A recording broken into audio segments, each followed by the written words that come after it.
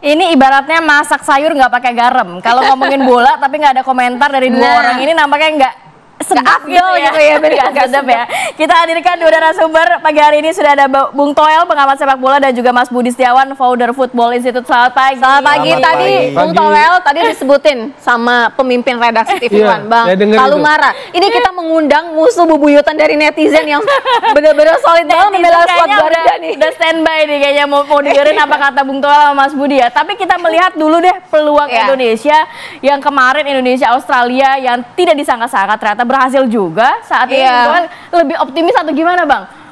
Lebih optimis atau gimana? Tapi harapannya menang kan pasti Indonesia ya? Harapan sih selalu menang dong. Tapi harapan menang. Tapi ada komanya. Tapi kalau gini loh, pesimis optimis itu adalah keniscayaan. Pelaku bola itu dasarnya harus itu.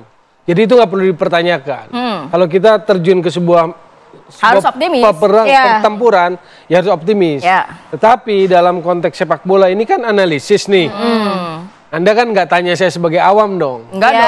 Kalau pertanyaan pesimis atau optimis itu mahkomnya masih rendah lah. Kalau kamu pakai istilah mahkom. Jadi kita bicara tentang prediksi, berarti bicara tentang isi kepala. Kalau hati tentu sangat mendoakan timnas menang. Merah putih ya? Iya dong. Karena kan tujuannya sebetulnya kayak misalnya ini lolos ke 8 besar buat siapa sih? Ya buat Indonesia. Ya pasti. Cuma kenapa suka diplesetin? Tapi peluangnya Anda melihat sendiri cukup besar nggak nanti? Yordania kita nggak bisa anggap enteng. Sejujurnya objektif 50-50 sih. Nggak bisa anggap enteng Yordania. Tapi apakah misalnya pertanyaannya, apakah Indonesia punya peluang menang? Ada. Nah artinya ada perubahan komposisi tidak yang harus diperkuat gitu? Apa misalnya di bagian lini penyerang yang kita dimana pada beberapa laga itu kan kurang begitu kan? Tapi di belakang itu sangat kuat gitu. Di beberapa laga lini depan kurang, ya memang selama STY pegang kan nggak pernah terlalu tajam. Maksudnya tajam itu adalah sangat agresif. Sangat produktif kan nggak pernah, kecuali di Hanoi 3-0. Tapi di Hanoi 3-0 timnas senior. Catat ada Tom Hai, ada Ragnar Oratmangun gitu. Kalau Rafael Strijk kita bicara sebagai andalan di depan, kan belum bikin gol juga. Gitu loh. Baik di senior 12 pertandingan belum bikin gol maupun di U23 sudah 6 pertandingan baru 1. Tapi apa sih sebenarnya yang bisa dilakukan nantinya oleh timnas Indonesia dengan strategi yang digunakan oleh STY begitu ya untuk melawan Yordania? Kalau kita melihat kan Indonesia lawan Qatar, Indonesia lawan negara-negara Timur Tengah ini nampaknya agak kewalahan sedikit, Bung Toel. Apa perlu strategi yang perlu dikeluarkan nantinya? Kalau soal formasi saya lihat tetap akan main dengan 3-4-3. Soal bagaimana cara bermainnya tidak akan inisiatif kontrol, jarang. STY itu nggak begitu kalau kita lihat karakternya, karena dia pragmatis. Maka saya lihat dia akan compact, hati-hati, akan defend. Kalau defend tuh retreat ke bawah, counter attack. Begitu aja saya lihat kalau STY. Nah, pertanyaannya mungkin yang menggelitik untuk nanti malam, apakah Komang Teguh yang kemarin jadi pahlawan akan jadi starter atau Justin Hubner yang dipilih oleh STY sebagai salah satu dari 3 center back. Kan 3 center back itu kan kemarin Rizky Ridho di tengah, captain, di kanannya Ferrari, di kirinya Komang Teguh. Tapi kan Justin udah datang. Apakah akan Justin yang main atau Komang Teguh? Nah, ini pertanyaan lain soal sepak bola. Komang dalam posisi yang sedang on fire karena walaupun sempat handsball dia konversikan dengan heading yang jadi bikin gol kan? Itu pertanyaan lain. Itu pertanyaan lain ya itu ya. Kalau dari Mas Budi sendiri melihat kan dari Yordania ini juga kan tidak mudah gitu untuk dikalahkan. Kita tetap optimis, tapi paling tidak bagaimana dengan mental skuad Garuda? Apa juga nanti akan ada perubahan komposisi juga yang akan diberlakukan oleh Sinteyong? Ya, jadi seperti tadi kata redaksi, pertandingan lawan Australia kemarin kan game mental. Kita menang dalam permainan mental. Ketika Australia gagal melakukan tendangan penalti, kita memenangkan pertandingan mental itu. Australia nggak bisa comeback di babak kedua karena faktor itu. Jadi di pertandingan nanti lawan Yordania, faktor game mental ini menjadi kunci untuk Indonesia bisa memenangkan pertandingan lawan Yordan. Kenapa menjadi permainan mental? Ya karena sekarang moral pemain timnas kita sedang tinggi-tingginya. Yordan dalam kondisi tertekan, harus menang juga. Indonesia cukup hasil imbang bisa menang. Tapi apakah hanya mengejar hasil imbang atau tidak? Kan itu menjadi pertanyaannya.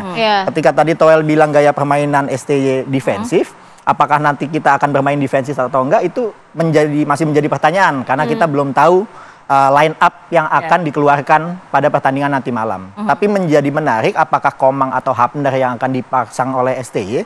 Menurut saya keduanya akan main malam hari ini. Bisa jadi posisi Hapner akan ditarik menjadi pemain tengah berdampingan dengan Marcelino atau misalnya yang lain. Nah, pertandingan nanti malam ini mungkin menjadi titik balik ya bagi PSSI yang sebelumnya PSSI itu nggak pernah ngasih kado. Jadi kalau kemarin dibilang kemenangan 1-0 lawan Australia itu kado untuk PSSI, menurut saya malah kebalik. Kenapa? Ini kado dari PSSI untuk publik sepak bola Indonesia. Karena baru kali ini PSSI nggak ngasih ruang untuk netizen, untuk supporter bola mengkritik tim nasional. Jadi kemenangan 1-0 dari Australia itu kado dari PSSI untuk supporter sepak bola Indonesia. Dan kalau kita bisa lolos ke babak 8 besar, ya ini kado tambahan untuk ulang tahun ke-19. Tapi kalau melihat PSSI juga kayaknya cukup ketat gitu nantinya untuk, tadi saya sempat menanyakan juga ke pimpinan redaksi, untuk memperpanjang kontrak dari STY ini harus beberapa syarat dipenuhi. Apakah ini juga sudah cukup untuk menyentil semakin keras permainan timnas nanti? Ya kodenya kan sebetulnya sudah sangat jelas ya. Ketika ulang tahun PSSI kemarin, Ketua Umum PSSI Erick Thohir menyatakan bahwa kalau lolos 8 besar, kemungkinan besar terbuka peluang itu. Jadi sebetulnya kadonya itu udah disiapkan juga sama PSSI untuk supporter sepak bola Indonesia, bahwa apa yang diharap-harapkan oleh publik sepak bola tentang perpanjangan kontrak STY, sinyalnya itu udah ada, tinggal menunggu. Tapi kan semua tidak bisa terburu-buru. Tidak mungkin penandatanganan kontrak itu di tengah jalan pada saat event Piala Asia U23 berlangsung. Ada stepping stone-nya. Kita berharap pertandingan lawan Yordania ini ya menjadi kunci kemenangan untuk bisa meloloskan kita ke 8 besar, bahkan sampai lolos Olimpiade. Setelah itu baru. Amin, harapannya amin, insya Allah ya. Mas Budi, kalau kita lihat kan memang tadi Bang LM sempat bilang gitu ya, kalau 15 menit itu adalah titik-titik krusial gitu. Dimana pemain itu harus tenang, harus ya solid lah paling tidak gitu kan, karena untuk membaca situasi. Nah, artinya itu akan ada perubahan tidak kira-kira kalau misalnya dari sisi permainan nantinya nanti malam gitu? Ya, kuncinya itu tadi di game mental. Karena pada saat pertandingan lawan Australia di 15-20 menit pertama kan pemain kita banyak terjadi kesalahan. Kesalahan oper atau hilang bola segala macam. Dan Jordan pasti akan menekan dari menit awal. Kalau kita tidak dalam posisi tenang untuk bisa mengantisipasi itu, ya bisa bahaya juga. Karena sebetulnya track record Indonesia U23 melawan tim Timur Tengah, dari 14 kali pertandingan kita baru cuma menang 3 kali. 8 sisanya kalah, sisanya imbang. Tapi STY ketika megang tim nasional ini, dari 4 pertandingan yang sudah dilakoni, itu 50-50, 2 kali menang, 2 kali kalah. Melawan Jordan ini adalah pertandingan kelima STY melawan tim Timur Tengah. Nah, STY punya kepercayaan diri yang sebelumnya tidak pernah saya lihat. Jadi melihat dari situ ada keselarasan antara PSSI dengan STY dalam hal komunikasi publiknya. Saya punya optimisme bahwa ini akan melangkah sangat jauh ke depan, termasuk tentang sinyal perpanjangan kontrak. Nah, ini kita tanyakan kepada Bung Toel nih, ada keselarasan antara PSSI dan juga STY yang nantinya mungkin ini perpanjangan kontraknya akan terjadi nantinya sampai mungkin dalam jangka waktu panjang. Kalau dalam peperangan seperti ini, Piala Asia, lolos ke 8 besar pun kan belum, masih ditentukan nanti malam. Sebetulnya tabu. Kalau tabu, Bang? Kalau dalam pikiran pure profesional bola nanti dulu, jangan ngomong itu dulu. Oh gitu.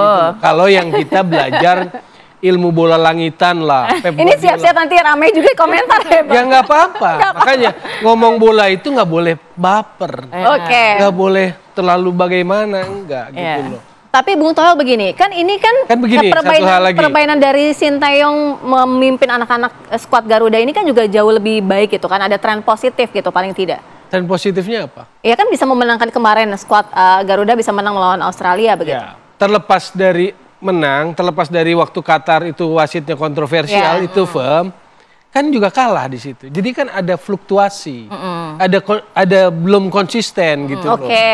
Jadi menilai bola itu seperti apa sih? 8 besar, lolos 8 besar itu buat siapa? Buat kepentingan siapa? Buat kepentingan sepak bola Indonesia atau buat kepentingan STY? Emang progresnya seberapa besar sih Anda melihat timnas Indonesia, skuad Indonesia di bawah eranya STY? Tadi saya mau ngomong 1-10 tapi nggak enak, udahlah. Berapa kira-kira progresnya begitu? Kita bicara karakter identitas. Apa karakter identitas kita main? Sekarang apakah, misalnya pertanyaannya, apakah STY adalah satu-satunya faktor tunggal yang membuat timnas seperti ini? Ya tidak, pasti ada faktor lainnya. Ya misalnya, apakah itu naturalisasi? Ya. Apakah naturalisasi adalah peran STY? Kan belum tentu juga. Maksudnya saya mau komprehensif, mau lihat, kita apresiasi banyak hal. Baru dalam sejarah tadi dihitung bahwa mengkritisi timnas, mengkritisi pelatih timnas menjadi apa? Musuh Republik katanya kan begitu kan. Tapi kan saya cuma mau Tapi nggak bilang. baper kan? Enggak, saya nggak baper. Makanya tadi saya Gak pernah baca-baca banget gitu ya Bang? nggak pernah juga. Iya. Mahkomnya udah tinggi. Nah kalau berbicara mengenai permainan Indonesia sendiri Bang, apa yang mungkin harus dilakukan nanti, menyerang dari awal kah? Atau kita seperti bertahan compact defense seperti melawan Australia? Atau justru nantinya harus ya counter attack? Ya memang seperti itu kan yang terjadi selama ini. Artinya kalau ditanya apakah ada filosofinya, kalau kita bicara Sinteyong ya pragmatis. Yang saya mau lebih jauh men-challenge cara berpikir sepak bola kita misalnya seperti ini. Di luar target-target yang secara organisasi, kan kalau soal perpanjang atau tidak kan urusannya Pak Erick Thohir lah. Ya, PSSI ya. Ya PSSI dalam hal ini lebih spesifik kepada Pak Erick Thohir lah gitu. Sekarang Pak Erick sebagai Ketua Umum PSSI, pertimbangannya apa? Pertimbangan analisis sepak bola, insight sepak bola, atau pertimbangan netizen? Kan cuma itu. Ya masa pertimbangan netizen aja, kan pasti faktornya juga banyak ya. Lah makanya kalau pertimbangan sepak bola maka digali aspek-aspek sepak bolanya. Adakah filosofi yang dibangun? Apakah itu sejalan? Gitu kan? Apakah ini hanya faktor tunggal, STY. Apakah kalau pelatih lain yang lebih punya kualitas juga tidak mungkin bisa meningkatkan? Kan itu pertanyaan-pertanyaan terbuka. Kan Tapi kita ingin begini, sepak bolanya naik level terus. Nah, mungkin begini, mungkin dari kacamata tertentu terlihat begitu dengan di bawah dari Sinteyong ini bisa mendongkrak skuad Garuda gitu pada level up. Beberapa orang mengatakan seperti itu, Bung Toel. Iya, jadi begini, dia ini pelatih tim nasional, dia representasi negeri ini, bangsa ini. Sekarang pertanyaannya, di era pelatih siapa sepak bola negeri ini terpecah dua, pro naturalisasi, anti naturalisasi. Apalagi naturalisasi lokal pred, pro STY, anti STY. Ketika saya mengkritisi sebagai pengamat sepak bola, apakah itu karena saya anti? Apakah karena posisinya pro? Kan enggak gitu. Itu aja, karena saya ingin men-challenge gitu, cara berpikir gitu. Baik, nanti saya mau ke Mas Budi. Mas Budi, apa yang perlu diperhatikan nanti dengan Indonesia akan melawan Yordania? Apakah seperti di Indonesia melawan Qatar, ada faktor-faktor non-teknis yang juga harus diwaspadai? Tapi tahan dulu ya, kita akan sambung lagi di segmen berikutnya, tetap bersama kami.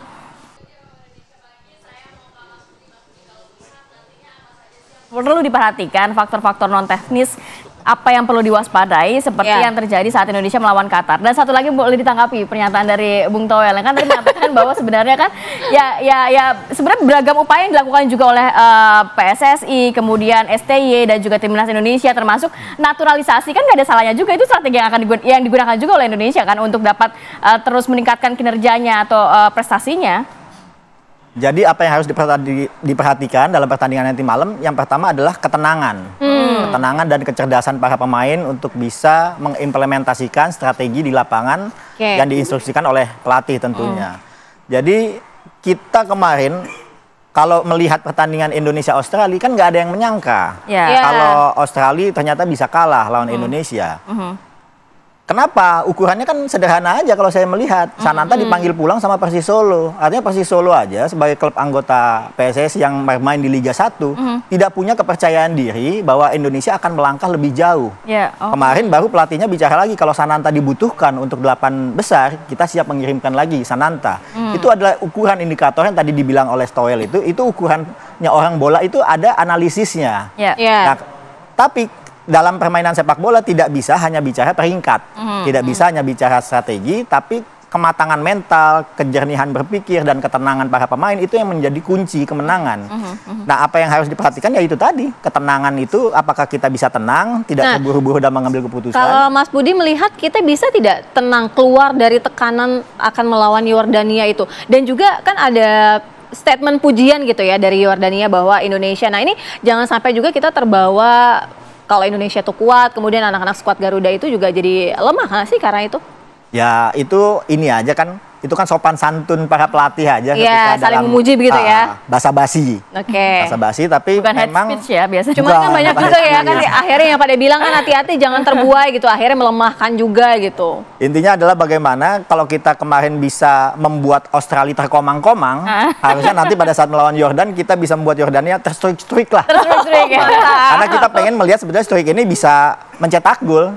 Dalam catatan statistiknya memang belum bisa. Mas Budi, saya masih ingat saat dialog sama Mas Budi berbicara mengenai Nathan Joe saat itu kalau nggak ada Nathan diturunkan di menit ke-50 sekian itu nampaknya Indonesia bisa bobol 4-0. Berarti pemain naturalisasi ini juga cukup membantu pemain kita ya? Ya kualitas yang dinaturalisasi ini kan bukan pemain yang ala kadarnya. Mereka bermain di Eropa, punya jam terbang yang tinggi dan juga punya pemahaman sepak bola modern. Sehingga STY itu ketika berhadapan dengan tim yang bermain dengan gaya sepak bola Eropa, dia selalu menang. Tapi berbeda ketika dia berhadapan dengan pemain atau tim dengan aliran Timur Tengah seperti lawan Qatar, kita kalah. Sekarang pembuktiannya nih, lawan Yordan bisa nggak kita mengalahkan Yordan dengan aliran sepak bolanya yang sangat berbeda dengan Australia yang mengambil sepak bolanya Eropa. Nah ini taktik-taktiknya ini memang lawan ketemu lawan antara Indonesia dengan Yordania ini dua-duanya punya paket permainan yang berbeda. Sehingga ini akan sangat menarik pertandingan ini. Bagaimana sebetulnya STY punya ilmunya atau enggak deh untuk bisa melawan Yordan. Nah, menanggapi soal Toel tadi bahwa ia setuju bahwa memang STY ini adalah satu-satunya pelatih yang mendapat durasi kontrak paling panjang di antara pelatih-pelatih timnas yang lain, lalu juga mendapat dukungan full support dari PSSI dengan naturalisasi. Bayangkan 1 tahun 8 pemain naturalisasi dan ini sudah menunggu 3 lagi bocorannya untuk ada yang dinaturalisasi. Artinya semua kemewahan, semua support dari PSSI itu bisa dimaksimalkan oleh STY. Sehingga apa yang menjadi kepentingan bagi dua entitas ini antara PSSI dengan STY ini berjalan linier. Tapi apakah harus ada yang diperbaiki? Tentu harus ada ketika nanti berbicara perpanjangan kontrak. Karena kan STY ini adalah bawaannya Pak Iwan Bule ibaratnya. Jadi ketika mau duduk bareng lagi pasti ada hal-hal yang perlu dikomunikasikan lebih lanjut. Terkait hal-hal yang mungkin bukan sepak bola, tapi non sepak bola. Oke, kita ke Bung Toel. Bung Toel kalau melihat ini kan skuad Garuda ya nanti malam. Kita memang sama-sama optimis gitu ya. Bung Toel juga optimis dong ya, kita bisa menang ya. Nah, tapi paling tidak begini Bung Toel. Ketika kita dalam keadaan antara hidup dan mati, kemudian kita tidak bisa berbuat apa-apa ketika kalah, itu apa yang akan terjadi dengan STY? Sebenarnya agak-agak sulit nih kalau nanya ke Bung Toel, pasti langsung dikritisi abis, tapi nggak apa-apa. Silakan Bung Toel. Saya nggak mengkritisi. Hidup mati, sebetulnya ini agak berlebihan juga kalimat laga hidup mati. Kita menang ya tetap hidup. Kita kalah atau gagal ke 8 besar tetap hidup juga sepak bola. Jadi makanya saya tadi, maka poinnya saya kasih garis bawah. Ini kalau kita ke 8 besar, ini keberhasilan untuk timnas Indonesia. Atau mau kita mau bicara soal STY, perpanjangan kontrak gitu loh. Menurut saya yang tapi kedua, itu kan memang berhubungan juga, Bang. Iya, berhubungan juga ketika kita bicara parameter kan begitu. Makanya saya bilang kalau bicara itu kewenangannya dari Erick Thohir, pertimbangannya tinggal apa? Apakah pertimbangan sepak bola atau ada pertimbangan lain yang tadi dikatakan yang non sepak bola kan begitu. Nah, menurut saya posisi PSSI, posisi Erick Thohir harus sangat independen. Karena yang tahu dapurnya adalah PSSI, Erick Thohir dengan segala kompleksitasnya terkait tim nasional. Kan tadi Kamarati juga bilang Nathan Chuaon kalau enggak 4-0 lah, walaupun berlebihan juga. Bukan kata saya, kata Mas Budi, tapi oh gitu ya. Kalau nggak ada dia gitu kan. Ya itu betul. Dia punya peran kontribusi. Makanya kalimat besarnya ketika kita menganalisis apakah keberhasilan ini faktor tunggal STY? Kan menjadi pertanyaan terbuka gitu loh. Kita ini mau maju atau mau stagnan gitu loh. Karena kalau mau ditanya apakah ada perubahan-perubahan dari sisi komposisi atau strategi, menurut saya nggak ada. Saya tebak nih ya, Hernando Ari. Belakangnya, makanya pertanyaan tadi di awal Komang atau Justin. Lalu Rizky Ridho, Muhammad Ferrari, Pratama Arhan. Yang kanannya ini aja antara Fajar atau Rio Ilham. Kanannya doang tuh. Di tengahnya akan main Ivar Jenner sama Nathan Choe. Marcelino didorong lebih ke depan bareng sama Witan. Strikernya Rafael Strike. Tapi Anda melihat harus ada rotasi pemain? Cuma itu nanti akan dimainkan. Prediksi starting 11 saya itu. Gitu loh. Jadi kalau ditanya apakah akan ada yang berbeda? Enggak gitu dari situ. Kan pertanyaannya gini, pertanyaan lebih jauh lagi. Nah, kan harus berterima kasih pada Liga 1. Ya, oke. Yang kemarin mau ke Dubai cuma 9 orang, 2 hari menjelang berangkat TC ke Dubai cuma 9 orang yang datang. Nah, tapi tadi Bung Toel belum jawab loh, Bung. Kalau misalnya nasib skuad Garuda tidak baik nanti malam, apa nasib STY selanjutnya? Ya itu di tangan Erick Thohir kan. Tetap ya. Kalau Bung Toel kan nggak punya memprediksinya gimana? Lebih besar mana, kalau Bang? saya, kira-kira komentar gitu loh, Bang. Pertimbangannya. Kalau saya secara sepak bola gitu loh. Kenapa harus membuka peluang kepada STY? Karena saya pikir waktu sudah diberikan. Kalau sampai tidak jadi ya tadi, seandainya ya. Tadi pertanyaannya. Yang kedua adalah itu tadi, dia itu harus merepresentasikan sepak bola Indonesia. Ketika publik sepak bola terpecah, itu ada hal buruk. Karena nilai sepak bola adalah sportivitas, unity, fair play. Head coach tim nasional harus itu nilainya. Yang kedua misalnya, ilmu apa sih yang kita dapat? Kalau menjelang pertandingan nih, kalau menjelang turnamen nih, kalau Anda perhatikan di media, biasanya agak ngeluh-ngeluh dikit tuh. Keluhan dulu, belum lengkap, apa segala macam lah keluhan dulu keluar, excuse. Kalau kalah, nanti apa alasannya? Contoh, betul lawan Qatar kemarin wasit yang kontroversi. Tapi ada nggak penjelasan sepak bola lain yang keluar dari mulutnya? Nggak ada. Gitu loh. Begitu menang kadang drakor yang muncul gitu loh. Pencitraan gitu loh. Itu yang menurut saya kita ini ingin bangun sepak bola kita dengan nilai-nilai yang lebih tinggi gitu. Bahwa ada progres iya. Tapi kan masa mau berhenti gitu loh. Dan itu yang saya challenge secara pemikiran gitu. Nah, yang terakhir deh, prediksi skor dari Bung Toel dan juga Mas Budi. Kalau menang 1-0. Kalau draw 1-1. Kalau kalah juga 0-1. Mas Budi. Ya nggak jauh beda. Kalau menang skornya 1-0 atau 2-1. Kalau imbang mungkin 0-0. Kalau kalah ya pasti 0-1. Kita doakan yang terbaik untuk skuad Garuda untuk bisa menang melawan Yordania. Amin, amin. Terima kasih banyak. Bung Toel, Mas Budi. Terima kasih.